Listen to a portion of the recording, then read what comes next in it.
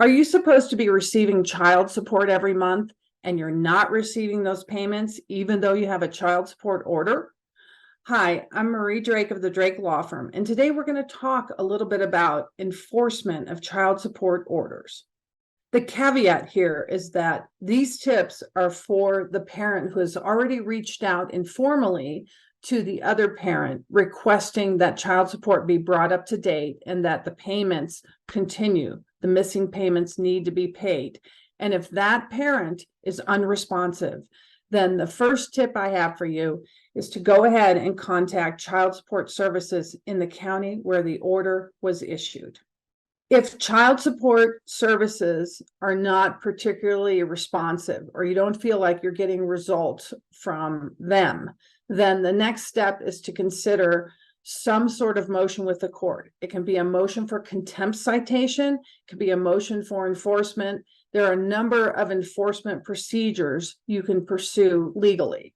The next tip is to make sure you're documenting and tracking the child support payments that have come in.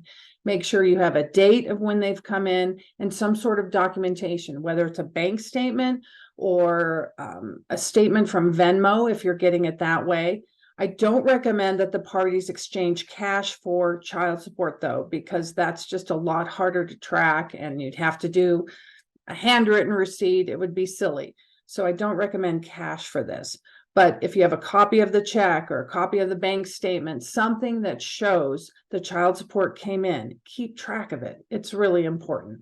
If you end up having to file an enforcement action with a court regarding back child support, you may be ordered to mediation before the court will set a hearing. At least that's been my experience.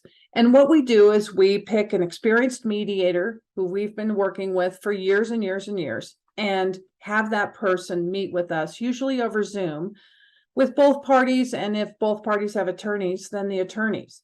And most of the time, frankly, those disputes are resolved in mediation. If they are, you don't have to set a hearing. You just have to file your agreement with the court.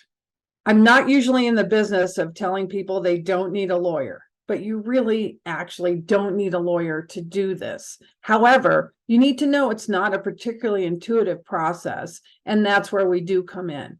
We've been doing this sort of thing since 1999, and we're happy to help. Here at the Drake Law Firm, we have experienced attorneys, and we're standing by if you do need help with your child support enforcement action.